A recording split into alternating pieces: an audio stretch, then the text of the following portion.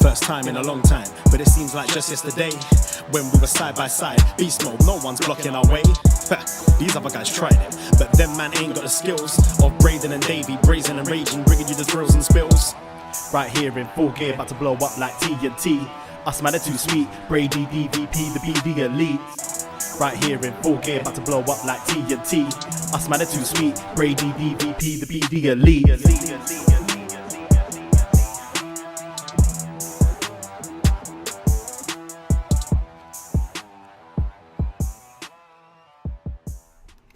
Hello. Hello, hello, hello. Braden Herrington here with Davie Portman for BDElite. You found us on whatever podcast app you're listening to us on, or twitch.tv/upNXT podcast and youtube.com/upNXT. Hello, Twitch and YouTube room. How we doing? Yeah, hey, maybe you're a podcast listener, you're in your car or on a nice walk.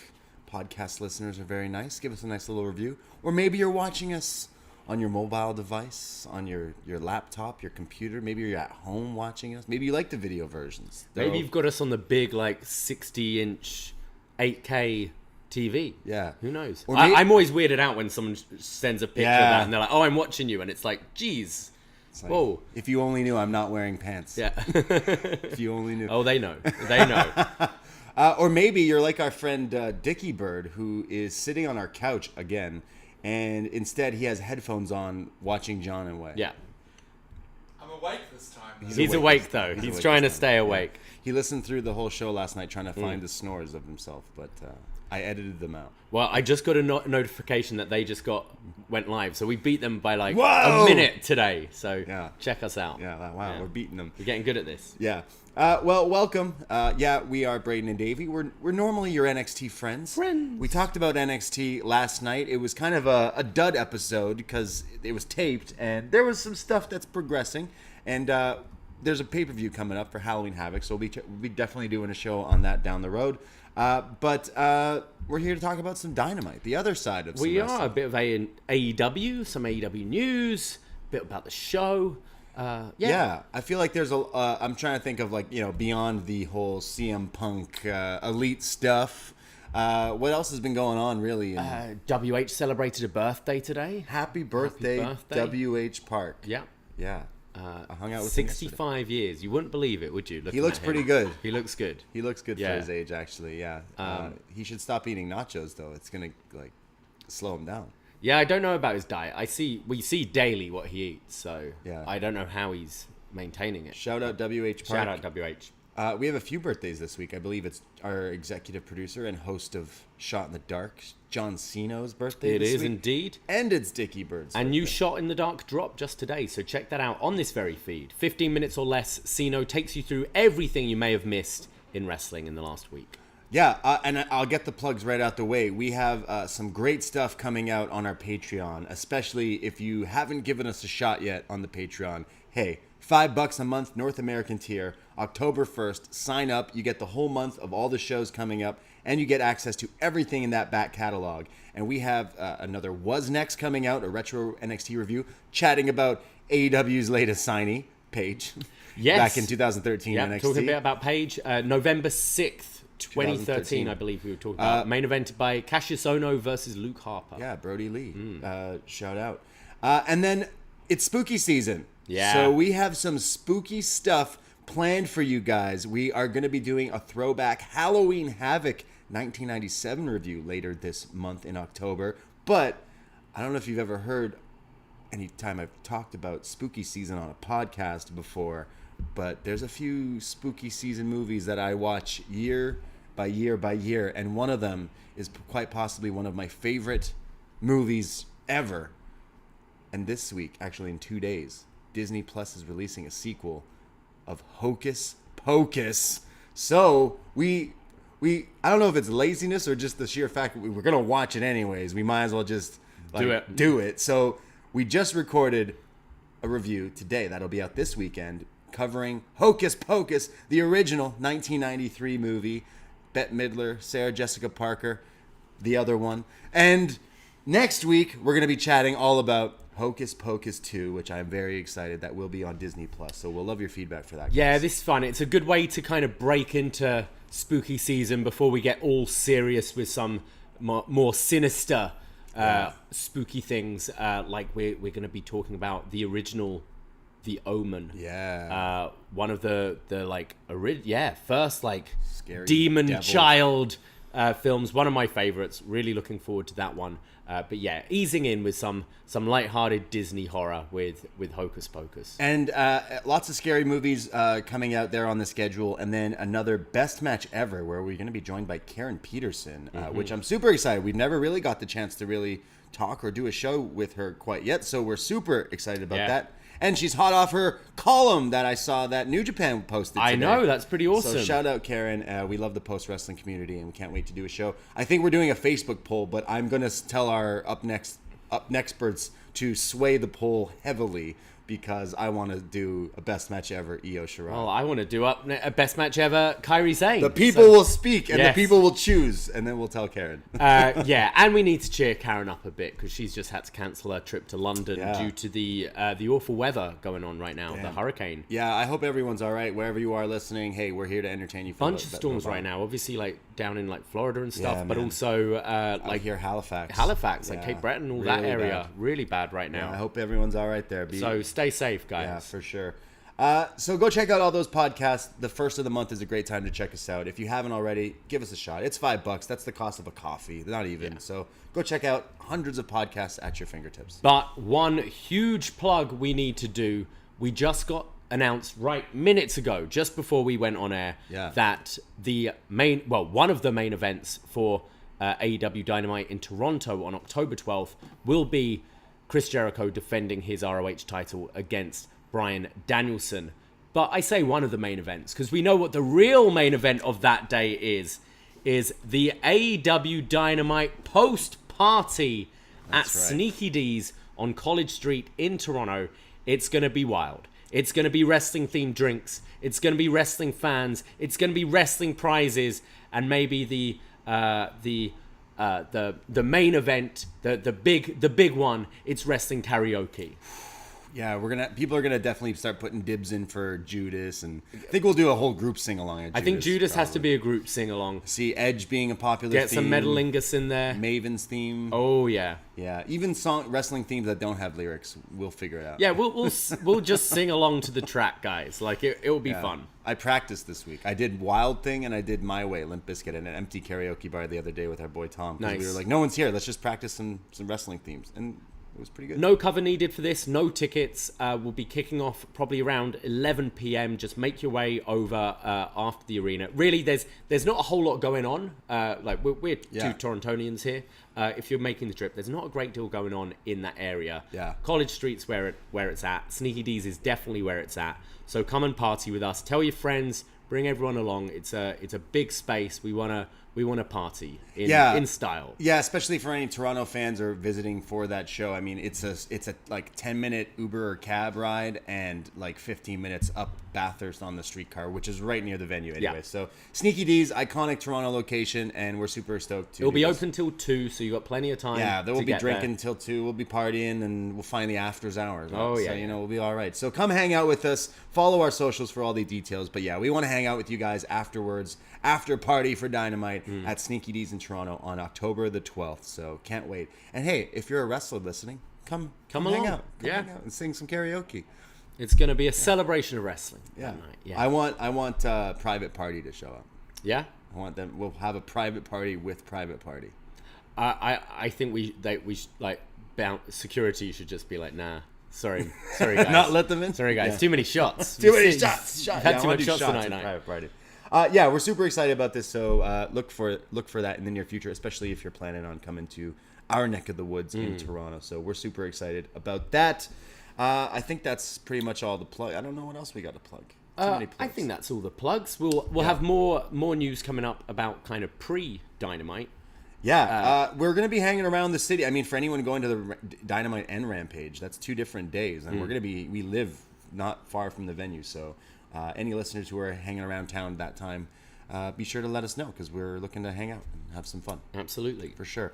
It's Rampage, baby. It is Rampage, baby. So, AEW Dynamite, kind of before we jump into that, I followed a few news stories this week that I think a lot of wrestling fans are following, and that's the tale of Mr. Black, Malachi Black, who is... The internet tells me he's gone, he's jumping ship, he's taking a break, mental health, all this, maybe, possibly... And then now he's saying, no, I'm just taking a break. I'm coming back to AEW. I need a break for myself. Yeah. Which is totally also, reports of Buddy Matthews potentially asking for his release, which has also been denied. So they're saying that this is all like, we didn't ask for our release. We're just chilling, taking a break. Malachi Black has said it on one of his lives that he's like, no, that's all BS. I'm here. Okay. I'm coming back. Like, I'm just chilling right now. So that's pretty cool. Which would explain why they've not kind of dropped the House of Black stuff. Right. Like, they're still Brody and Buddy, as of last week, were still billed as the House of Black with Julia Hart. But yeah, it is interesting. You can certainly sort of buy the rumors, and maybe if things have changed since I kind of believe maybe they did want out. But they're saying they're not, I guess. But yeah, I don't know. It feels like AEW definitely need to tighten up what's going on backstage, because it seems people are maybe a bit unhappy right now there. Obviously, there's the whole Punk situation which blew up. You had the Eddie and Sammy thing before. But yeah, you've had vague tweets from like the likes of Miro. You had Andrade. FTR, like Dax the other day, retweeting something where someone put out that FTR have had more shirts than matches on TV, stuff like that. It is odd, and I definitely think one of my criticisms of tonight's show is the outside talent keep using, like both Juice and Bandito. Don't get me wrong, I love the main event, but you're using Juice Robinson in a match, you're using Bandito in a match when you've got your likes of Miro, who hasn't had a match on TV in 3 months. Andrade, who's perfectly healthy. Andrade, who just walks around backstage. FTR, who were the hottest thing just like 2 months ago and seem completely dropped. It seems maybe Tony just is afraid of having guys lose, so he just has them sitting catering. It's really bizarre, and it's starting to... This isn't the pandemic anymore. We don't need to give other wrestlers jobs as charity because nothing else is going on. We're out of that. Yeah. Like, we've got a roster. We've got a big roster of fucking talented people. Why are we bringing in CJ Parker? Shout out the Moonchild commune. Real, if you know, you know, the Moonchild. Yeah, I do kind of agree with that, especially with a lot of the news where wrestling fans seem to be interested on all the backstage drama where the wrestlers don't seem unhappy. Specifically, a lot of fans will like speculate, well, it's the WWE people who jumped over now are like, ooh, do I want to jump back? And it's like, is some of that valid? Is some of that real? Where now, you know, like Malachi we Black, know there were feelers gone out. We know about the contract tampering that was happening. So then, and stuff. but then you have people like Bobby Fish, who I also want to talk about, because Bobby Fish, it seems like the whole world was saying Bobby Fish was pissed off at CM Punk, and he said some remarks, and then he was like let go. He was gone from AEW before CM Punk presser. He was already out the door because he had some choice words for CM Punk. And that seemed to be the reason. I assume because it would have been a year ago that he started there. Yeah. Right? Yeah. So I assume that kind of, it was a year contract, which they've just not. I don't think he was released. Yes, exactly. It was just his year expired and they weren't going to, so, especially off the back of these Punk comments. So he said some things, even though he was still under contract, which wasn't really great, but that would be totally overshadowed by CM Punk's presser anyway, so it doesn't matter. But then, I mean, Bobby Fish... He's part of the Undisputed Era, and that's probably the best spot he could have. By himself, he's definitely not a draw. So if any of these internet rumors of him being like, oh, hey, Kyle, Adam, let's get out of our contracts and go back to Papa Triple H. I've been texting him. Like, no, I don't feel like it would be like that. But the fact that Bobby Fish now shows up on Impact, what was it, a pay-per-view this past weekend he showed up on? I have no idea, because no one watches Impact, and I won't listen to anyone say otherwise. He shows up thinking he's having his Adam Cole show up at All Out moment, and comes out and basically calls CM Punk out, basically shits on AEW, and then here I'm in Impact now. to no ripple effect like whatsoever. And I find like maybe we're gonna start to see more of. It's been 3 years of AEW. We're gonna start seeing some of the other sides of the business, right? When people always say WWE fired someone, or they released people, or there's drama, or there's this and that, we're starting to see that now with this company, and that does make things a bit more interesting. You just said like there's other places where people can go. Like I don't know if MLW actually exists, but some people say it does. So like wrestlers could go there. There's New Japan and all that stuff, but then you're having Juice Robinson come in, and you're hearing Gato is backstage tonight, and Tony and Gato are working on some stuff. It's like, can we not just focus on this show? Because I thought this show tonight, Dynamite, was one of my least favorite Dynamites that I've watched. I thought it was a 2-hour big waste of time that they did not promote really well, and they did not execute really well. And I love AEW. I want them to succeed. We're talking about how we go to shows. You were at Dynamite last week. Go to all these shows. But this one was like a real test of where's Kenny and the Bucks? Were they the ones maybe making the show run pretty good? The thing is, I think like you can still put on a good show without Kenny and the Bucks. Of course. But it's I think Hangman for the longest time. I mean, he's your number one contender right now. Yeah. Still feels like a bit of an afterthought.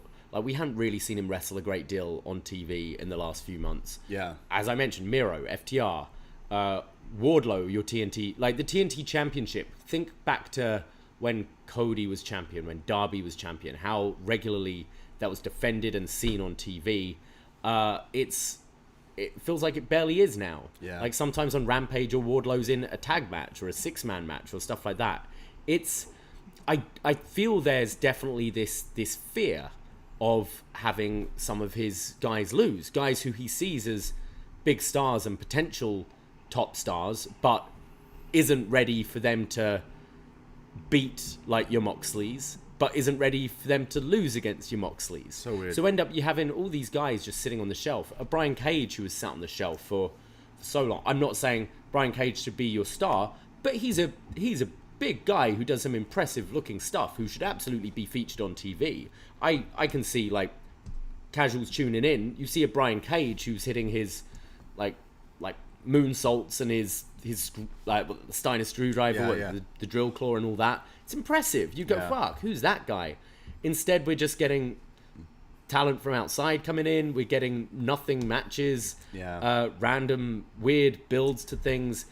It's you've had Malachi in the company for so long, and he's not interacted with anyone really apart from Cody, which was his first feud. But you would think like you'd be drooling at the idea of, you know, Punk Malachi when that was possible, Kenny Malachi, Danielson Malachi, Hangman Malachi, like all these guys that you've gone, no, well, we don't really want to put you there yet. So we'll bring in jobbers, we'll bring in people from other companies to job for us. Yeah, it's just so weird. let's have you kill the Varsity Blondes for a while. It's starting to get frustrating, and I think during the pandemic, it was cool when you get one of these indie guys come in for a match. You go, that's pretty cool. But you also had all guns blazing on the other side, like with your stars and things. It's the storytelling's not been good. No, this whole year, if we're being honest, the build to Forbidden Door, like I love the show. Don't get me wrong, the talent's there. Like I feel like what we've been saying about WWE for years. You know, come to a pay-per-view, you've got good wrestlers. You know, like you have them go out and do their thing. They're going to be put on a good match. But the TV's starting to get weak and a bit directionless. Yeah, it and feels that way. Tonight didn't even have the killer matches to back it up. Although I did enjoy the main. Yeah, I definitely agree. Like my interest is still on this show. I'll never not tune in on a Wednesday, but this one definitely was testing me, brother. This one was looking at the clock a few times on my imaginary wristwatch. But like, I still love this company, but it feels like they're lost, going somewhere. There's such an easy way to have started this show with, first of all, the Acclaimed were the hot thing, so you would have had them celebrate, but instead they're in a throwaway segment. The Acclaimed are going to be forgotten about in 2 weeks. Yeah, it's already like seen over that with every champion. The story ends when your babyface wins the title, and you don't know how to tell that next chapter. Yeah, and it's especially at the time when WWE is getting a bit of interest. We talked a bunch about the Sami Zayn stuff yesterday. Like it's starting to draw me back a bit. Yeah. It's a bad time to kind of have people losing. They had interest in the 3-year product. window when Vince was running to take it over, and they fucked it up. It's all over. AEW in the mud. It's over. No. Let's talk about this episode Let's that do it. we sound so mean about, but hey, we're honest. First of all, rest in peace, Coolio. Oh yeah. He rest in He's now a Gangster's gangster in Paradise. paradise. Well, That's right. WH is in another paradise right now. Nice. Yeah. Isn't that a strip club in Toronto? No, gotcha. really, Gentlemen's Club. Right. AEW Dynamite, Wednesday, September 28th from Philly here. We start off with the Jericho Appreciation Society and the Jericho Celebration because Chris Jericho is now the Ring of Honor World Champion. I, for one, actually really love this idea because it gets so many wrestling nerds butthurt about, well, he's that's the point of him winning this title, to do that, and it makes sense. Jericho brings some class to this title because he comes out with his whole gang in matching purple pants and purple jackets, and I don't think I own any purple. not a very purpley. I have a few Raptors gear. I have like jerseys and stuff. So Toronto definitely reps the purple, but I think he was doing it for Prince. I don't know. He does like Prince. He does love Prince. Yeah. Jericho comes out with the JAS all purple and his ROH championship. He's in the ring with all of them and Luigi Primo. Just spinning pizza dough. So while this whole segment's going on, Luigi's just in the background spinning pizza, which they fucked up not having him on last week at Grand Slam. Yeah. All Yeah, you it needed seemed to a do, good place all for you it, needed but- him to do was ring the bell, him against Ethan Page. He does the pizza spot in the match, and Ethan Page murders him in 60 seconds, and it's over. But instead, he's here. But Jericho brings the fact up that he's got Luigi here because a good celebration needs some good pizza. And even though we're in Philly, we need some real pizza from New York. And says that none of you here tonight are getting pizza. So the crowd chants, we want pizza. Anna Jay gets upset that the crowd want pizza and says, you don't want pizza or I'll choke you out. She's really trying to get that I'll choke you out thing over. Jericho then says that he is now the most important Ring of Honor champion of all time. And all the other champions in the past mean nothing. And he calls himself the Ocho, which they now call him that. When he came out, they said, the Ocho, Chris Jericho. It's one of those things where it's sad because it's true, if you know what I mean. He's going the most viewed ROH champion. Well, he is. There's already this episode of Dynamite would have had more views, people watching than any ROH pay-per-view, any ROH TV show. He is correct. So he's technically correct. But then the as you kind of put them earlier, the nerds, the wrestling history buffs are going to be pissed because you're talking about Joe, you're talking about Punk, you're talking about Danielson, you're talking about all these other great ROH champions that brought honor to this sport. And he's like, nah, and you it's and Jericho. The most watched ever. I'm already the most watched. Yeah, it's pretty funny. He then says that it's not Ring of Honor, it's Ring of Jericho. And then he says, however, he's got his crew with him. And then he points out Daniel Garcia, who is there, but looking a little sad. Yeah. Sad Danny here. Sad Danny. Red Death, Purple Death here in the purple pants. He then says, Garcia, you're a champion too, so I got you something. And he gives Garcia a box. And when Garcia opens it, it's a purple bucket hat. He says, yeah, put this on. Not even a Kangol. Not even a Kangol. It could have been a purple Kangol. Garcia basically says, I don't want this. And then beats the shit out of Luigi Primo here. Just decks him. Luigi lays in the same spot for the rest of the segment. He's just dead. It's great. Garcia says, I've had enough of Luigi. I've had enough of you. And Jericho, I think I need to talk to you because, Chris, I just don't know if this is working out. I think it's time that And Jericho says, you're not going to say what I think you're going to say, right? Don't you finish that sentence. When Danielson's music hits, he comes out. He picks up the hat. He laughs at it and says, Garcia, why don't you come with us? You don't belong with Jericho. You belong with the Blackpool Combat Club. And if you join me, you don't have to do anything, I tell you. You don't have to listen to this guy. You can do whatever you want. And Jericho gets a little bit upset about this. And then Garcia says, well, I can do whatever I want. If I want to team up with Justin Roberts, I can. If I want to throw pizza, I can. He's like mocking the entertainment aspect. So he's like, guys, would you be entertained if I threw pizza on the floor? Yeah. If you would you be sports entertained if I teamed with Justin Roberts? What if I wake up Luigi and have a match with him? Is what he says. And then Matt Menard gets in Danielson's face and says, I want to punch you so bad in the face. Danielson says, yeah? You want to punch me, huh? Well, actually, I just talked to Tony and says I could have a match with someone tonight, and I think I want a match with you, Daddy Magic. So that's made official, and then we kind of go into this opening match with Danielson and Matt Menard. But what did you think of this? Danielson promo? also threw out. He kind of topped Garcia with the entertainment thing by, would you be entertained if Daniel Garcia teamed with Bryan Danielson, which got the big yes chance. Yeah. And the match is announced as well.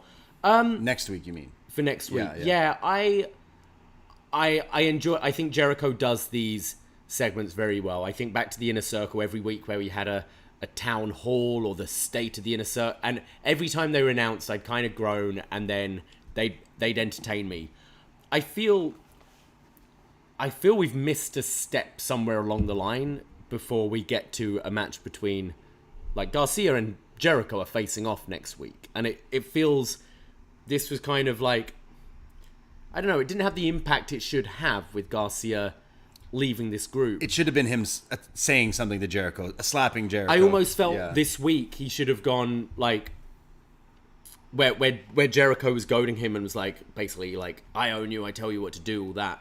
He should be like, no, but also to Danielson, yeah, like, he should be like, no, I'm my own person. I don't need to be with you or with you. I think maybe he needs a bit of time on his own to reflect. I don't know. It just seems weird. It's like, oh, already we're getting him teaming. facing. And also it's like, well, you could do it. And then he turns on Danielson and he's with Jericho. But it's like, well, we just saw that with Jamie Hayter over and over again. I think we're good for him to just leave the group now. Yeah, it just seemed like it didn't really have the impact it should have. Yeah, there was supposed to be like a crescendo there. Yeah. Like a part of the angle where he the does Festival turn. of Friendship kind of moment. Why is my name on this list? It needed to be like Exactly. that. Yeah, it did need like a actual like turn of him cementing that. But the bucket hat thing just kind of died. I didn't don't know hit as well. It's definitely like Cobra Kai where the two JoJos are fighting over which thing he should be in. But I still was into this segment, and then I was a little disinterested. You know, no disrespect to Daddy Magic. I do think he's amazing, but after all that, to go like, here's a match that will last like 5 minutes, and then we're gonna go into another talking segment. It just felt like not normal for AEW. And you know, as like I really enjoyed 2.0, but you know you're not getting a like quote unquote banger between Matt Menard and Bryan Danielson. Yeah, again, he's great. Don't get me wrong. He's really good, but you know the position he is a full guy. It's not like it's going to be a Sammy or Garcia against Danielson where you're going to have something like could be quite special. Yeah. You know, he's just the full guy who's going to tap. Yeah, I felt weird ways about this opening segment. Like, part of me really liked it because I do like Jericho appreciation stuff. Has been pretty funny and getting the heat there. But I do think there's a step missing with the Garcia. Like, it needs to be a complete turn if you're gonna do it. You're doing the diamond mine thing. You keep putting your toes in the water to see if it's hot or cold, and then by the time you jump in, it might be too late. Yeah, it might be really cold. Even just like the classic wrestling sort of trope of ripping off his purple and he's got a BCC shirt underneath. It's like, no, I've made my decision, Chris. Boom, big reaction. But you left it with a hint that maybe Garcia and Bryan will team down the line, and then you just get a graphic later in the show. Next week. Oh, no, he's facing the guys that he's been teaming with for the last 6 months. Yeah, really weird. Next week. Really, really, really odd. I still enjoyed the segment, but it did leave me kind of scratching my head a bit. Because I do like everyone involved. And that match does sound good, but maybe the story will progress next week with that. We go to the match, though, Danielson versus Daddy Magic. We have Danielson putting the boots to him for a while. We go to P&P. It's Daddy Magic who finally gains some control. It's his partner. What's his name? Jeff?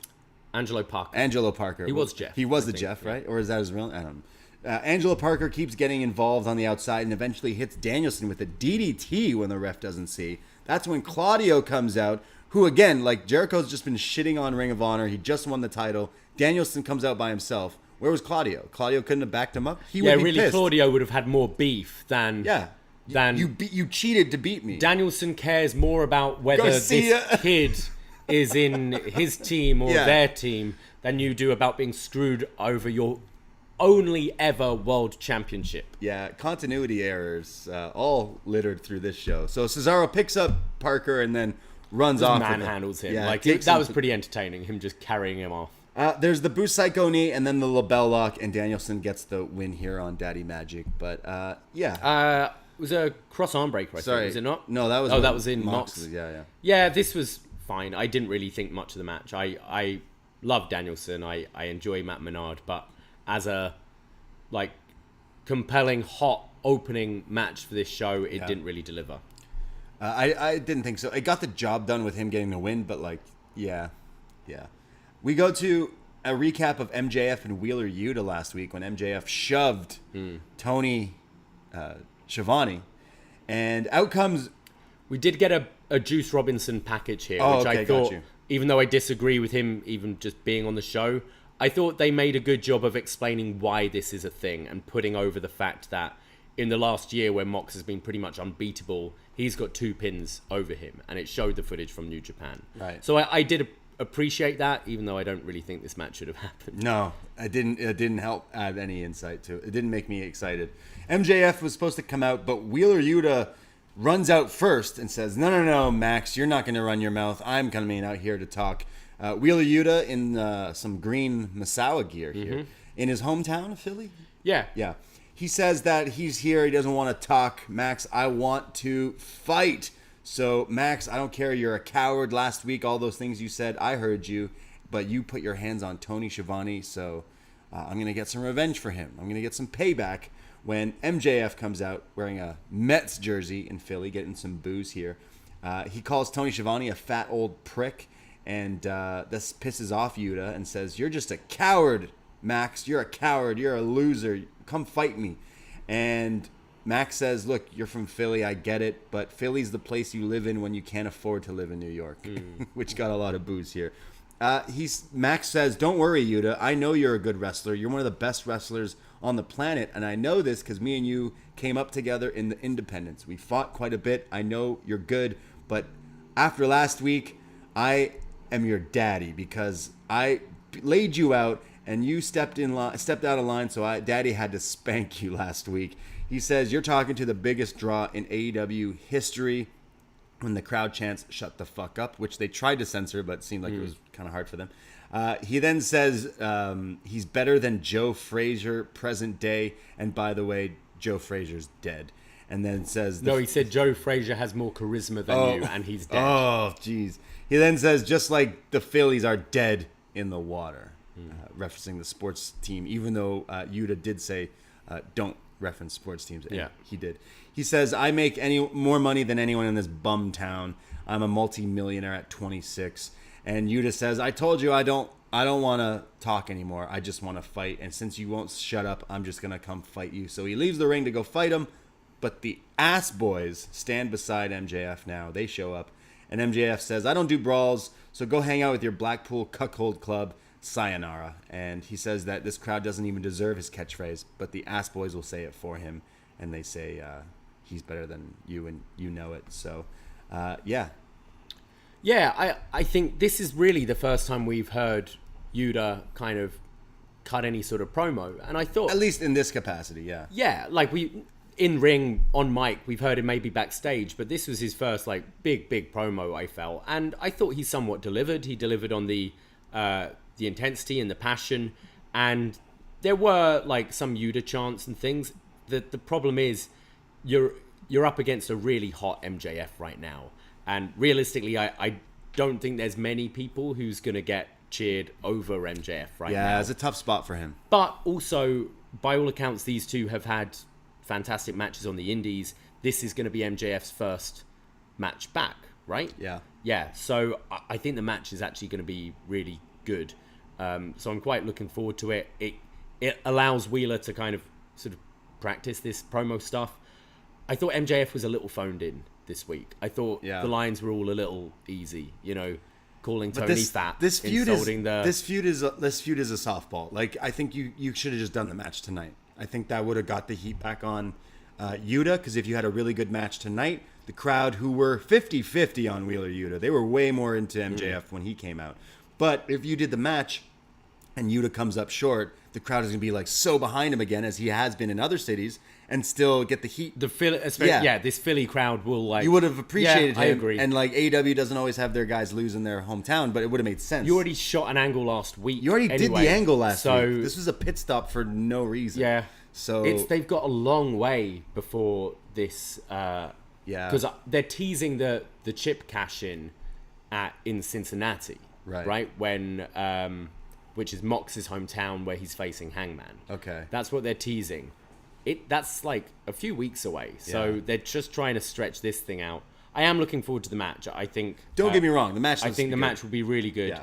And I didn't think this was a bad segment. I just think maybe placement right after a heavy talking opening, not much of a match in between, and then more talking. I was kind of all right. When we getting the banger, fight. Yeah. You know. But yeah, it was all right. Yeah, I would have preferred them do, because Tony Khan is talking about how, during the day on Wednesdays, they're filming all this stuff. He's putting tweets out that like sets up the story for the match that he's now scheduled. He didn't do that I think you could have done that for this, no problem. You could have showed him shoving Tony. Schiavone's mad. TK's mad that he shoved him. Wheeler Yuta tried to step in. TK should just go, nah, MJF, your first match back in Philly, Yuta's hometown. Just an earlier today. I think that would have elevated this show to a whole other level, and they definitely fumbled the bag there, I thought, on that one. I think the match would be really good next week, but this was just a stop extra for this when he already slapped you last week. He already beat you up last week. Wouldn't you just want the match now? We go to a video for Darby Allin and Jay Lethal. Apparently they're feuding now. What's this, Rampage? Rampage, is this baby? next week? Or is this next week? This might be next week. Who cares? No, I'm done with Jay Lethal, Sanjay Dutt. Sorry, guys. I loved you back in the day.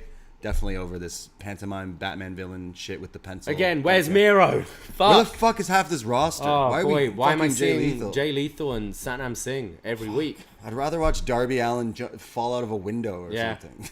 I don't I agree, care. yeah. Again, Lethal, Sanjay, loved you guys back in the day, but this ain't back in the day anymore. We go to, I guess Jay Lethal's got to fight Chris Jericho soon. I would assume We'll get to that yeah. down the line with his ROH stuff. We go to world champion Jon Moxley facing a guy no one knows from New Japan Pro Wrestling, who may or may not be with New Japan Pro Wrestling right now, because before this show went on the air, there was people online saying he put out a tweet saying he's no longer with New Japan. Okay. But some people are saying he does this kind of thing. Yeah, is this character though? Because he's like... Yeah. I don't know. Yeah. Juice comes out to a huge ovation in Philly. Is not what happened, actually. No one made a noise. You could hear the crickets outside the venue. Sorry, Juice. He comes out. If you're not familiar, he is in the Bullet Club. So he's wearing some jeans with the Bullet Club logo on it. Moxley comes through the crowd for his entrance, and Juice attacks him, which starts this match off. We get Mox kind of returning the favor, punching Juice back. Dusty punches from Juice. Juice and when Juice Robinson was CJ Parker back in NXT, he was really close with Dusty, so he does the Dusty punches, part of his big thing here. William Regal is on commentary. Got that left hand of God and all that. Yeah. William Regal is on commentary because Blackpool Combat Club, and mentions that he also was like with Juice for a long time. Like he knows. Oh, he was in NXT for exactly. While, wasn't he? Yeah, exactly. So we get Moxley coming back with this huge King Kong lariat as we go to picture-in-picture. There's a cannonball on the outside into Mox, and you can just point his the clear as day where he's just blading while getting beat up by...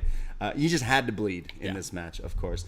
He's bleeding. There's another cannonball from Juice here, and then Juice just starts to bite the wound of Mox, and then... Somehow, I think Juice is bleeding at the same time. He goes for a cannonball off the apron and lands on the chair as Mox get out of the way. In the ring, Juice hits a powerbomb for a near fall. He hits the Pulp Friction, yeah. The kill switch, essentially, and Mox kicks out of that. Which is his finish. Yeah. Yeah. Well, Mox kicks out of it, and then Mox just beats him up. He does the Blackpool Combat Club stomps to the head, and then a cross arm breaker. And I've never seen someone tap out so fast because he could not handle this arm breaker. So Mox, which I like. I wish more submissions with the instant tap. It makes it seem deadly. Yeah. Menard tapped really quick earlier in the night as well. But Mox beats Juice in, I think, a match outcome we all saw coming. Like, it was fine. It wasn't bad. It it's where I've always been with Juice for quite a while. I don't think he's a bad wrestler at all. I'm just his matches are very kind of, 3-star to me. They're very serviceable. Yeah. And especially this, there was absolutely no way in hell Juice is beating Mox. So I go in going, oh, I know. Whereas some other people on the roster, as an eliminator, maybe they do a surprise win to set up a title match. But you've already set up Hangman. You've already set up MJF. Yeah. 0 stakes. Mox bleeding again for no reason.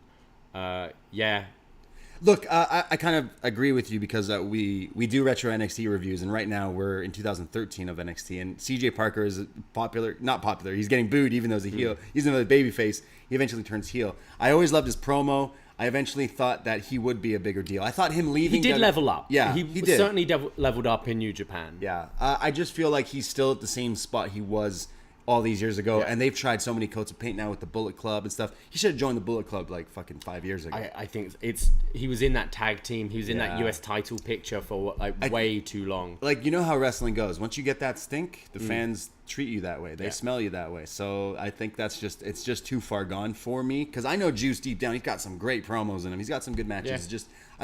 The care factor was not here. Just to go, hey, tonight we're getting Juice Robinson versus Mox. It's not the most exciting thing.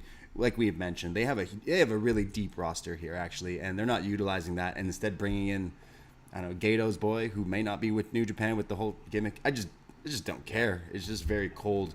Hangman comes out. He goes face to face with Jon Moxley. They mentioned that Hangman won that battle royal, and therefore he gets a shot at Jon Moxley and the title. I like this. The stare down between two AEW original here, and MJF is in his box watching this and goes, whoa, and interrupts and says, settle down, boys. Doesn't matter. You guys are fighting over nothing, because I'm walking out Cincinnati as champion when Wheeler Yuta shows up behind him in the box and starts beating him up. And MJF said he didn't want to brawl tonight, but that's what happened. This did get a good reaction for Yuta as well. The Philly crowd were into this. So he's beating up MJF in his box. And then it cuts to Hangman and Mox just still staring still at Tanahashi Mox all over again. Staring at each other. I obviously was at Dynamite last week, so didn't hear commentary. And I think Tony, or was it MJF, said in an interview that this could be cashed in. But this was the first time I've heard it mentioned on TV that this chip is kind of a money in the bank thing that can be cashed in at any moment. I assume so, because the first time he talked, he said that after he won the Dynamite we were at, he in Buffalo, he said that I can cash this in whenever I want. So there you go, you set it up there. Yeah, but I don't know. I even took as that it's like I can call my shot that I can have my match next week or this. Yeah. Whereas I think that the way they've worded it is very clear now that. Yeah, he's waiting for Mox to be incapacitated from a match and to cash in. Do you see that happening in Cincinnati? So that's in a few weeks on a Dynamite? So that's Mox's hometown. That's the week after Toronto. Yeah. It's interesting because you could definitely drag out the MJF going for the title for a long time. If you give the title to MJF, which is great, it will happen eventually. He is a huge star here, I think, and he's fantastic. But then who's the one on the chase to him? Danielson?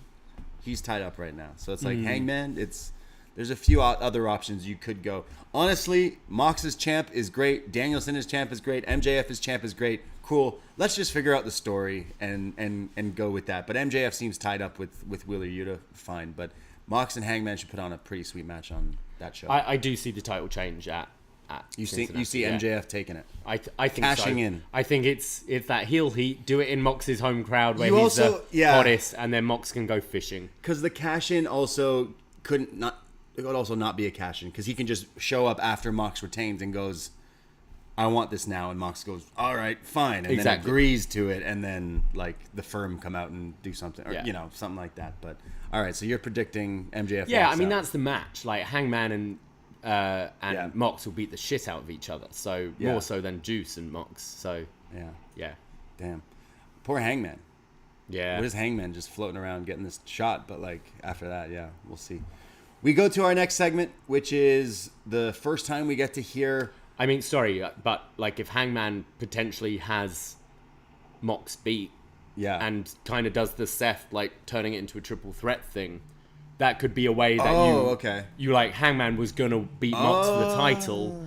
That way you've already got a rematch with Mox down the line set up. Yeah, book that. And you can have Hangman chase MJF. That's exactly how you I should think book that's that. what you do. Yeah, that's exactly how Tony, you you listening? Yeah. He must be a big fan of WrestleMania 31. Yeah. Good WrestleMania. Yeah, and you know Mox loves his Seth, so doing the stomp last week and stuff. So, yeah, that would be the best route. Where they wrestle for like 20 minutes, killing each other, and then when they're both down, MJF goes, you know what, actually, I want to cash this in now. Yeah. And I would have done, I think I may have said this on the show, I would have done, after the whole CM Punk presser where Tony Khan looked like a complete bitch, not doing anything, I think you could almost have MJF come out and go, I'm cashing this in, and commentary like, whoa, that's not how this works. And TK comes out and goes, yeah, you know what, we need to shake things up. I'm letting you do this. Or because you're right, because this hasn't ever been established with this chip before. It's always been set up for, I think it's been for a TNT title shot before, hasn't it? Yeah. And it's been for other, like, Fight for the Fallen or whatever.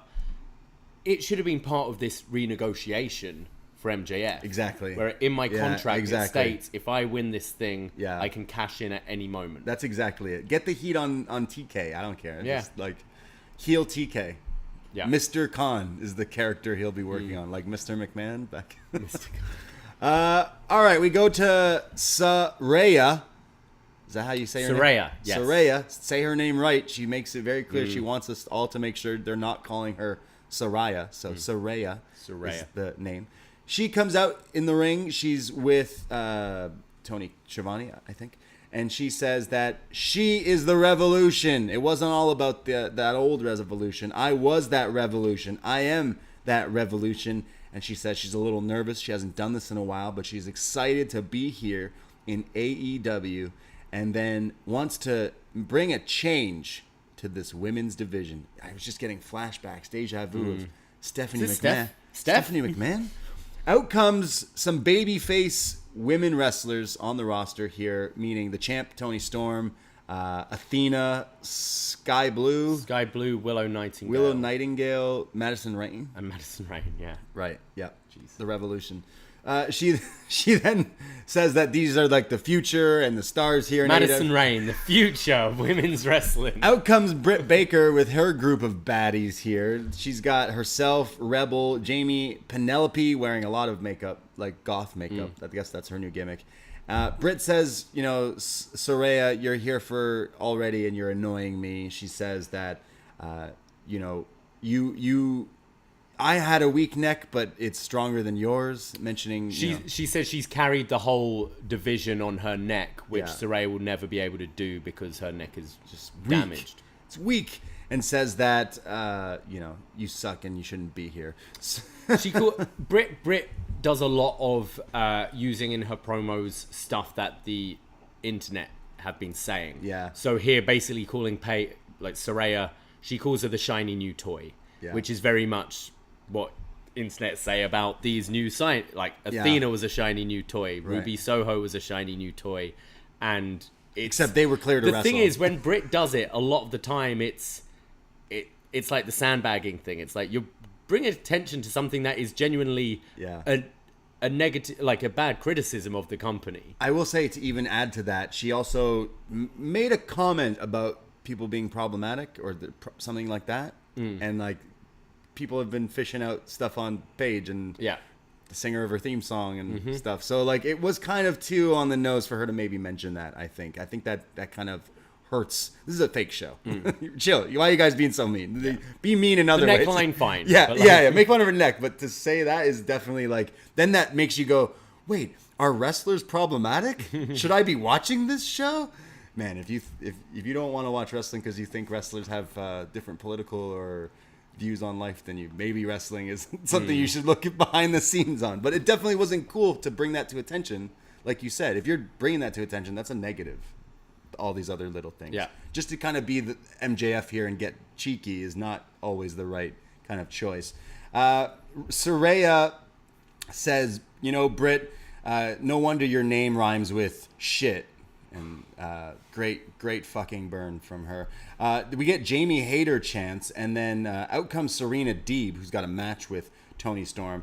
And Saraya then like stops the music and goes, "No, I'm not done talking," and says, "I may not be here, but I've been watching and I've been listening, and you guys here get up to some funky stuff." That's what she said. She says, "Well, I talked to TK backstage earlier, and finally a boss that can listen to me," as the crowd kind of chant. She says that we decided that this next match, the women's match, Serena and Toni, will now be a lumberjack match. Am I crazy or wrong to say that this was quite possibly my least favorite AEW segment in the history of this company? I really did not like this. I might not go as far as history, but I really did not like this. I'm a Paige fan. I like Saraya. We've talked about her on all these other stuff. I know obviously she hasn't wrestled in a long time, but I think coming out and doing the Revolution gimmick Stephanie McMahon did with her and all that stuff, I think that was the real wrong way to... It's difficult because by all accounts she's not cleared yet. Right. By the way she talks, it sounds like she's optimistic she'll get there. Like there was a line about like I may be damaged but I'm not finished or something. Not broken. I'm not broken. So there were little lines that implied that like the expectation and the hope is she's signed to a 3-year deal. Yeah. At some point, hopefully within those 3 years, she can be cleared. The problem is, it's what do we do with her? And she's a good talker, Paige, Saraya.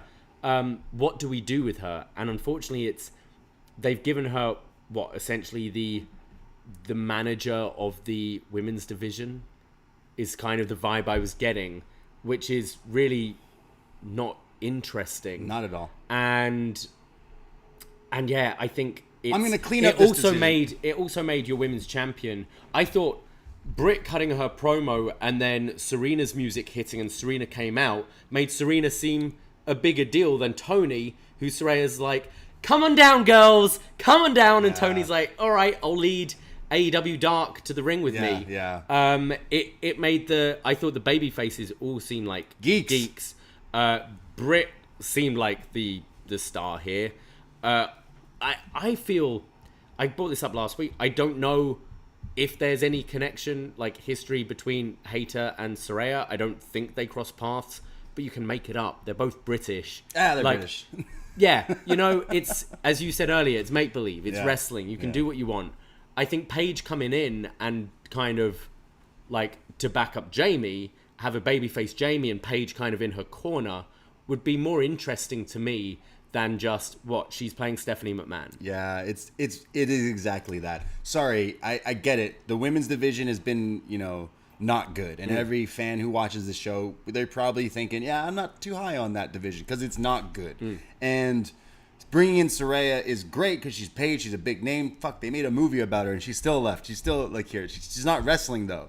So you're bringing her in to try to prop up these other people. Like, Willow Nightingale is out there. Cool, she's great. She's, she could be the future of this stuff.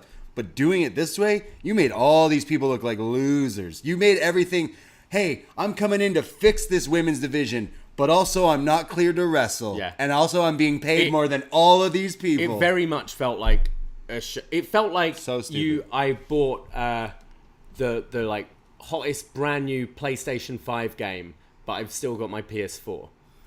It's like, I don't know, I might be able to do something with it at some point. No. Like, TK's like, Paige is available? Yeah. Better get Paige. Throw money at Paige. What are you going to do with her?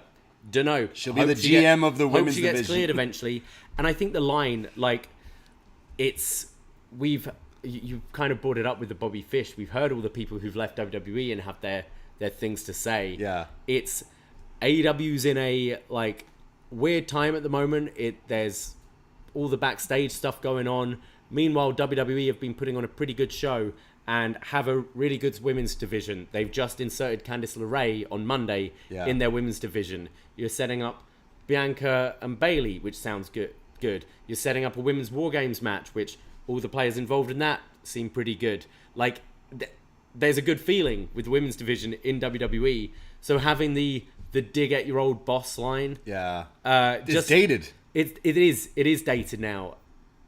2 years ago, fuck Vince, you're wasted there, Yeah. Now it's just like, let's try and fix what's going on here. Also, girl, you were the champ. You were the champ, and you got hurt.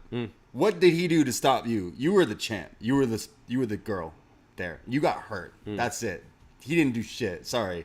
I'm a fan. I wasn't there, but you're saying he didn't listen to me. Yeah, you're hurt. Well, I think it's more she was pitching things she could be doing. If she was trying to pitch shit like this, good thing she didn't get to do it. I really hated this segment. I love a lot of the wrestlers that were involved in it. Toni Storm has definitely grown on me. And hell, they throw to this next match, which, hey, how do we make a match not a lot of people are excited about anyways? Let's make it less exciting by making it a lumberjack match. Yeah. And she goes, I saw that there was never a women's lumberjack in AEW history before, so I thought it would be a good idea to do it now. No, sorry. If this role is GM, you should not be in this role. Do you not watch wrestling? It's not good. I can only ever think of one good lumberjack It was match. when the best friends dressed up as lumberjacks. That was fun. I can't remember who's involved, but the one that always comes to mind is Seth versus Dean on, I think it was an Extreme Rules or a Raw. Okay. And it was actually genuinely very, very good. Okay. And I remember everyone going, man, a lumberjack match can be good. Yeah. 1 out of 1,000 matches, like, it's not enough. I was a huge fan of Paige and everything she's done. I think she's awesome, but I'm here. Okay, why are you here? To make things really good. Okay, what are you going to do? A lumberjack match. Yeah. All right, what else are you going to do? I don't know, not wrestle. Yeah. Get paid a lot more than everyone else who is wrestling. It's all sour for me, for sure. And I'm someone I'm never critical of ex-WWE people coming in. It's wrestling. That's what it is. You're right? a wrestler. Yeah. It doesn't matter where Doesn't you matter were where you before. wrestle. Like, the best wrestlers should be working on TV. national TV. Doesn't matter. Yeah. But this, finally, I got hit with, did we need this? Yeah. Did we need this? Come out at Queens, cool.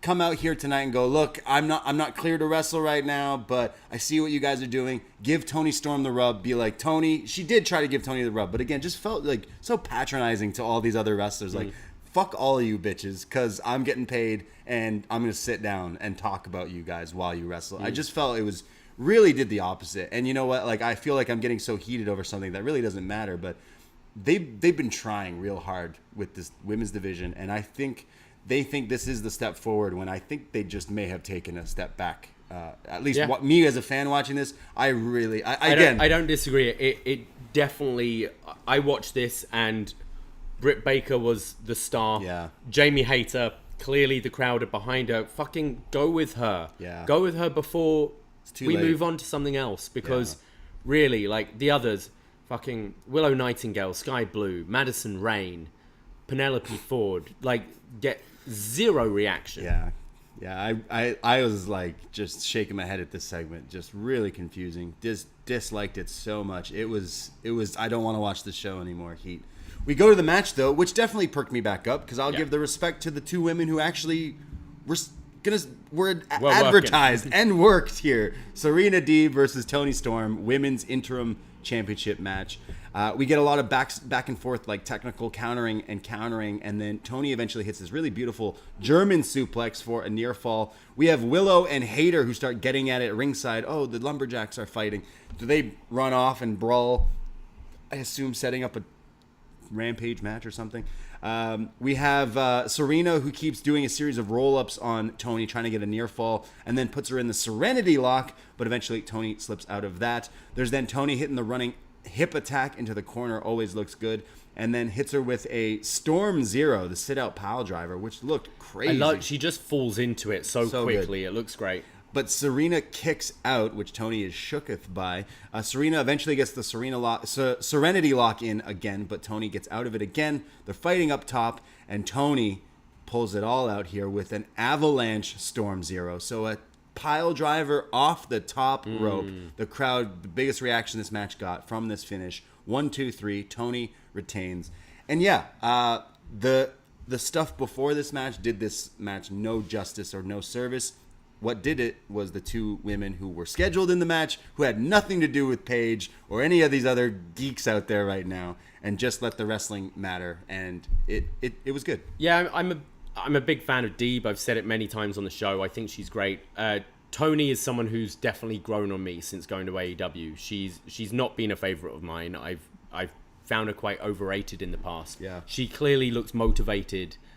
in this company and has been pulling off some pretty good matches. I thought the finish was great. I loved that Storm Zero. I loved the Deeb has some great looking dragon screws, like leg whips. Looks so like nasty. I enjoyed the match. There was zero lumberjack. Like they were fighting each other. Apart from the Jamie pulling Tony out to get chased off, which was the only thing that you could have done anyway, because Jamie could have been at ringside anyway. There was more they could have done to make the lumberjacks kind of feel exciting. You normally see like, a dive on top of everyone or something. I don't know. They really didn't need to be there. And if you're booking a lumberjack match, which I don't love, but if you're booking the lumberjack match, fucking do something with the lumberjacks. Lumberjill match. Yeah. Yeah, I just felt the whole Saraya thing, like it's supposed to bring attention to the women's division, but it did the opposite for me. I just like the wrestling, and the storyline going is Tony is interim champ, which is not a strong story anyways. Like, how long is this going to be a thing anyways? But I thought the match was pretty good. It's only been interim about a month. But I feel like if it's more than that, like, can we not just call her the champ? When is Thunder Rosa? Do we have a time frame? Do we go back to that story? Like, I think bringing in someone who can't even wrestle to be your main star in the women's division is just not a good idea. Bad idea, yeah. Instantly makes Tony not look like a champ, look secondary. And where's Jade? Where's that division? They didn't bring them out. No. They didn't bring out Jade and go, Trina. wow, look at Where's this. Trina? Where's Trina? Your favorite. We go to the Acclaimed. Oh, you've had a hot babyface act win titles. Better stick 'em backstage and then on Rampage. Fuck, man. They're really bad at handling their champs. Yeah. Every time a champ finally gets it, it's over. Next season. Move on. Show's over. Done. End of the movie. That's how they do it. And Acclaimed already. Like, what? Why? The Acclaimed are backstage. They say next week is National Scissoring Day. Or Scissoring Week, I think. They say that they have a contract for an open match on Rampage. When Keith Lee comes in, he's looking a little sad and somber. He says, Billy, if you didn't get involved, we may have still been tag team champs. So I'm a little. He says you carried them to those titles. You carried them to those titles, and then walks off. And then Billy Gunn says, you know what? I got 2 words for him. Scissor me. Which definitely doing good. the DX thing right before we're having the DX Raw, I kind of enjoyed. So, hey, guys, the Acclaimed are going to have a title match on Rampage, but Keith Lee just told us doesn't fucking matter. Yeah, because we'll get part 3. Like, why couldn't you do that after that match? We're swerving him come out and go, you know what, Billy, you carried it. You fucking cheated. Yeah. Then you go, okay, cool. But now we just know that it's Butcher and the Blade and Private Party versus the Acclaimed. Like, honestly, I feel you could have opened this show with that match. With the Acclaimed in the ring celebrating, and they're like, and we want to celebrate by doing an open challenge.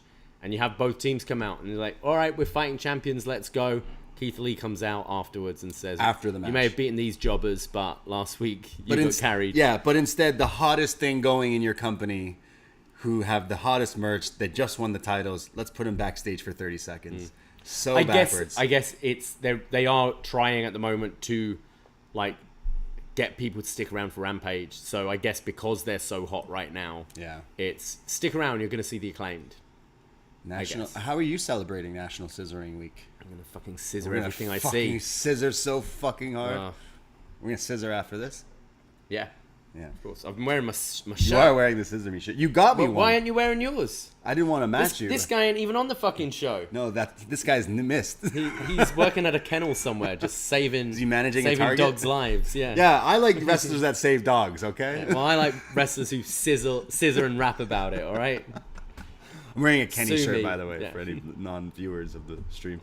Andrade, no, you got to keep it a mystery. We got to sell these YouTubes and Twitch. We're like, got to go back, get those views up. You know what shirt you do need? Any shirt from ProWrestlingTees.com/upNXT. Yeah. In the next few months, some of those shirts will no longer be available. They'll be gone forever.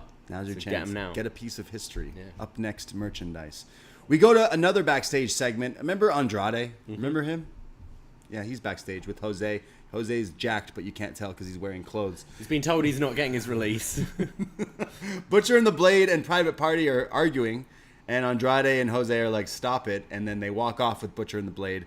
When it gets better, Matt Hardy shows up and says, come on, guys, we had a connection, and we should connect again. And you guys deserve better, and that's what eventually gives. But Butcher and Blade and Andrade were mad that they hugged Matt last week. That's what they're mad about. Yeah. So it looks like Private Party will be joining back with Matt Hardy, the Hardy Party. It did feel like this whole scene was everything that's been going on in AEW.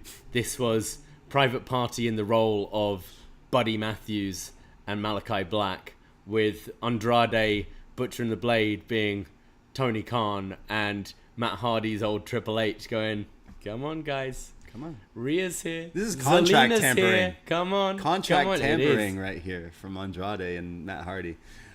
We get Ricky Starks comes out. Ricky Starks comes out to face some guy. I think his name was Isom.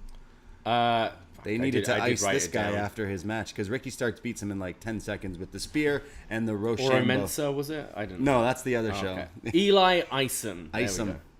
Ice him up after that. Keep up with these names. Yeah. So Ricky Starks gets a quick win here. I wasn't sure why, but it's all right. Ricky Starks is just hot. Continuing his momentum from last week. I would imagine. Do you think you'd get a third match with Hobbs? I think so. There, even though you've done the lights out, which is kind of. I was almost expecting him to attack him here. Yeah. I guess we're letting it chill for a bit. We get a video for Jungle Boy and Christian. This feud is still happening, but Christian's injured, and they kind of now actually tell us that they've told us and they've hinted, but now they're like, look, Christian's definitely out, and then he mentions the arm in the brace. And yeah. So he's like, he's got his right hand destroyed, but he's got his right hand destroyer, his Lucha Dragon Saurus thing. So that feud will continue, I guess. We then go to our main event. The Ring of Honor Championship is defended. The champion, Chris Jericho, the Ocho. Ocho. Do you know why he calls himself the Ocho? 8 champions. The 8. champions. So he's calling himself the 8 Chris Jericho. The 8. Cool. Although he looks like in pretty good shape these days. Because if he was like looking what he looked like last year, people would be like, oh, the 8. Like, He looks like he ate Chris Jericho. Yeah. But the Ocho is like the ESPN Channel 8, which airs all the weird sports, like Dodgeball, the movie. She talks about it in that movie and stuff. So like the real obscure stuff. So I think Timber sports, that kind of thing. Really offbeat sports. I like there. a bit of Timber sports. So I know Ocho is great. So I love the fact that he's using this new name every week. He's just trolling, and I love it. But Jericho is going one-on-one with a former Ring of Honor World Champion, Bandito, who we haven't really seen in quite a while, but he is quite awesome. They show clips to hype up this match of Bandito in the past, and now they're allowed to use All-In clips. So they're showing clips of All-In, which was pretty sweet. And this match starts with Bobby Cruz throwing the introduction. We got Ian Riccaboni on commentary, the legend. No JR at all this week on Dynamite. Yeah, maybe on Rampage, baby. The match starts, and because it's the ROH World title, there's the Code of Honor. And as Bandito goes to shake Jericho's hands, he goes for it, but then starts to do like a kid handshake, like the French tickler, and then flips him off. There's no Code of Honor. It's the Code of Jericho, as then he beats him up here. I thought this was a little thing that did so much. Yeah, I enjoyed this. I like the whole presentation with Riccaboni and Bobby Cruz. I like that they're billing Bandito as the 34th Ring of Honor champion and Jericho as the 37th. Right. I think that fits quite well to what I think they're doing with Jericho, where he's going to run through all these Ring of Honor champions that they have available to them. But the Code of Honor was great. Well, Bandito finally gets the offense, sends Jericho to the outside, hits this huge running Fosbury flop here, just nailing him. Fantastic. Then there's another huge crossbody off the top. In picture-in-picture, he's also doing his classic one-handed gorilla press on Jericho, which again is very impressive. He then beats down on Jericho and goes for his stalling vertical suplex, and he was struggling, but he did it. Yeah, I mean, this is one of Bandito's big spots where he holds the guy up for about a minute. Normally, a lot of wrestlers these days are quite small, so when I've seen him do it, he does it effortlessly. Wow. Yeah. Why is the word effortlessly really not effortless to say? I can't do it. There's something to me more impressive seeing someone struggle. Like when we've seen Vinci, the throwing Eichner. Brainbuster when they almost drop and they slip. It's almost more impressive when you can muscle back up.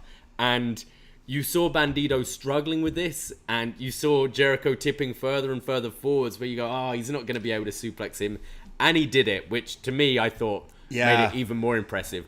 I did not think he was going to hit this on Jericho when they build this match. I mean, us three, Dickie's watching with us, and we were watching this, and that's all three of us really got into the match at this point. Yeah. And so did the crowd. They got really loud for the spot. It does work. If you've never seen Bandito before, it's this kind of thing. Like, his high spots, which were going to be tough to do on Jericho, but they're the thing. If you're seeing him for the first time, it's what's going to make you a fan, for sure. He gets a near fall and then goes up top and hits an Eddie Guerrero-style frog splash for a near fall as well. They're then fighting off the top, and there's a Rana off the top. Jericho hits a lion salt, which Bandito, I think, saved him there by kind of rolling a little closer, but still looked good. There's then a crucifix bomb from Bandito, but it's a near fall. Jericho puts him in the walls, but eventually he gets to the ropes and escapes. They're fighting up top again, and we were talking. We know Bandito. We like Bandito. We're like, will he hit the stalling suplex? And will he hit the avalanche fall-away slam off the top? And boy, he did. Jericho falling off the top here with this huge... It's the moonsault one. Yeah, sorry. Yeah, the moonsault one. This looked even crazier than that stalling suplex. 1, 2, Jericho kicks out. He keeps going. Bandito keeps going for his knee lift and eventually hits it. It's like the torture act. It's almost like the go to hell. Like a GTS kind of thing. He hits this on Jericho, and then the 21 plex, which is that like springboard into the German. I love this setup because it's essentially the setup is very similar to the 619, where you're lying in the ropes, and the 619 looks hokey so much of the time. But doing it after this knee strike where Jericho just looks knocked out and falls into it, you completely buy it. I thought it looked great. Well, Jericho kicks out of the 21 plex, which we've seen. It's one of his finishers. So like the flip into the German. Yeah, so he's a little shook here. And as Jericho is getting up, Jericho pulls Bandito's mask so that it covers his eyes and he can't see, which then he drops him and puts him into the Lion Tamer. This time a real Lion Tamer with the knee down and everything. And Bandito taps out. I thought they did a nice like fake out tease right before, because after he blinded him, he went for the walls and got caught in an inside cradle. Yeah. And I thought this match did really well at making you buy, oh, maybe Bandito's wins it back, which would have made no sense because of the story you're building with Jericho. But it shows it's a good match if you're making me buy it on those things. And I thought that inside cradle was one of them. But yeah, the Lion Tamer, I thought they did a really good job on commentary on showing how Bandito has never tapped in ROH. Whoa. And the fact that he was blinded, he doesn't know if he's close to the ropes or not, so he didn't really have any other choice but to tap. Because if your eye's there, you can go, oh, just needs to get another foot. I can hold it. It should be noted that also Bandito's mask, which I think is definitely one of the best masks in wrestling. I'm wondering. I realized today that this guy wasn't signed to AEW, and I'm like, maybe we should do that. I know we were talking about stop signing people, but like this guy is awesome.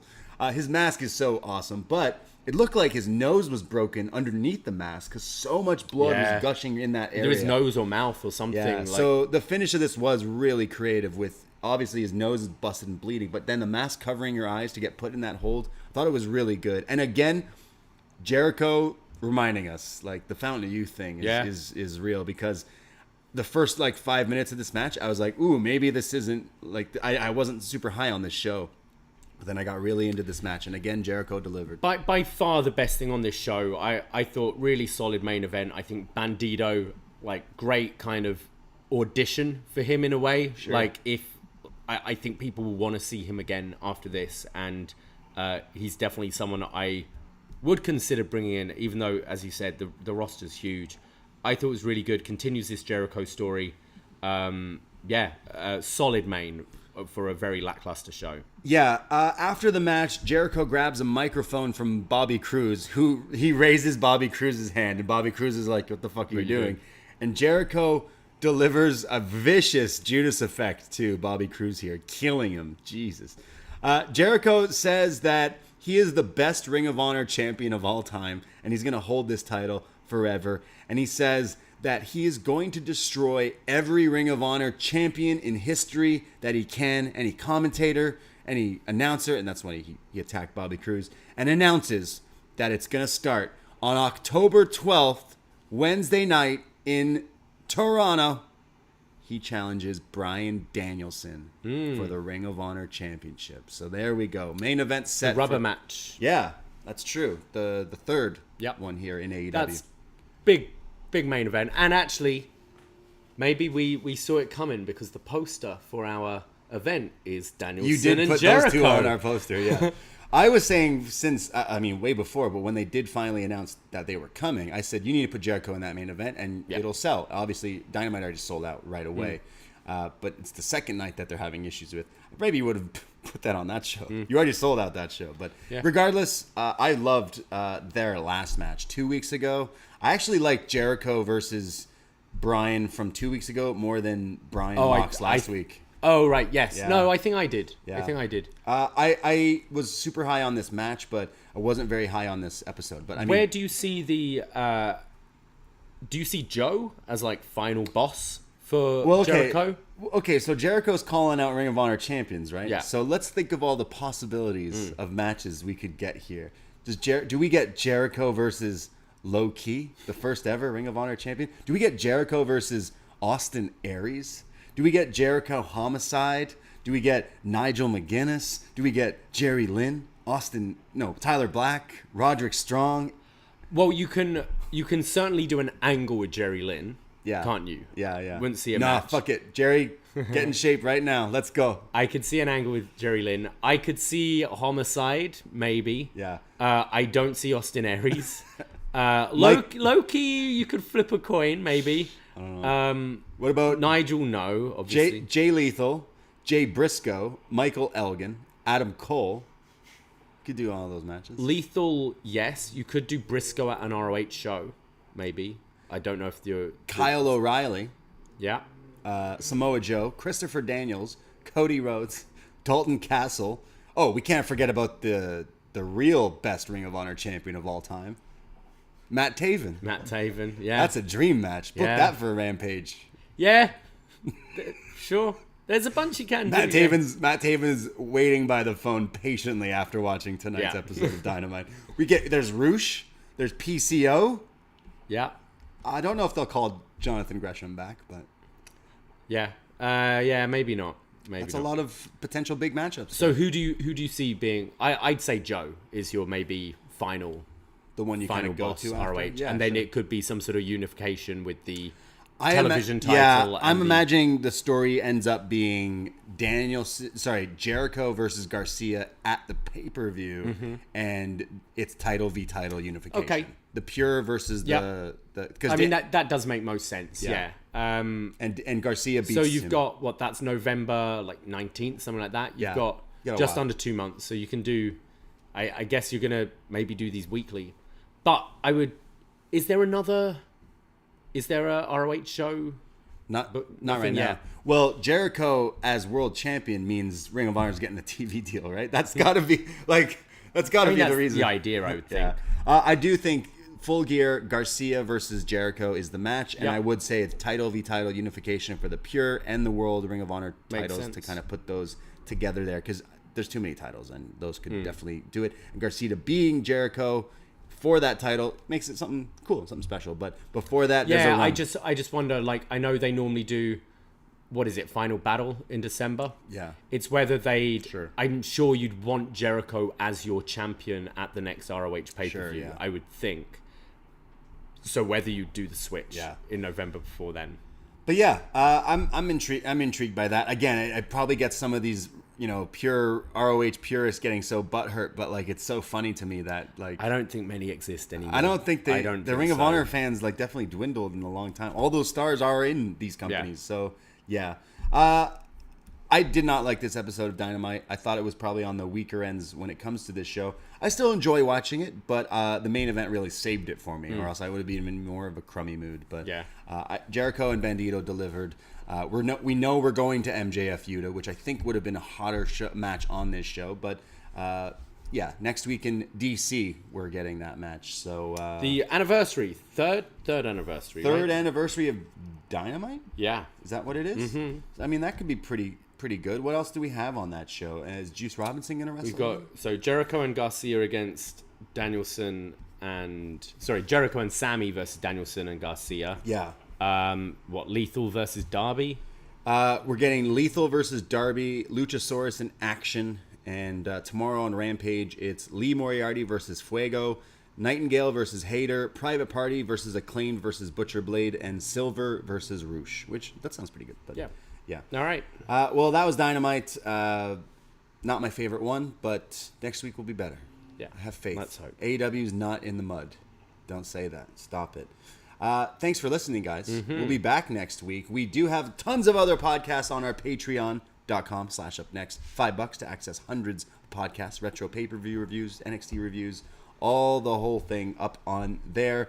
And check out Up Next. We'll be back next Tuesday night after NXT, possibly the new era of NXT. The NXT not 2.0. NXT Gold. NXT 3.0, essentially, now. So look for that. And then we'll be back Wednesday night chatting all about Dynamite as well. So at Up Next Podcast on Twitter, if you haven't followed already, and the Facebook page / Facebook group. And I myself, Braden Herrington, you can find me on Twitter. And I'm on Instagram at @TheBrady. And you can find me at Davie Portman. That's it. That's all. Take care. Goodbye. Be safe. And your name rhymes with shit. Ahoy!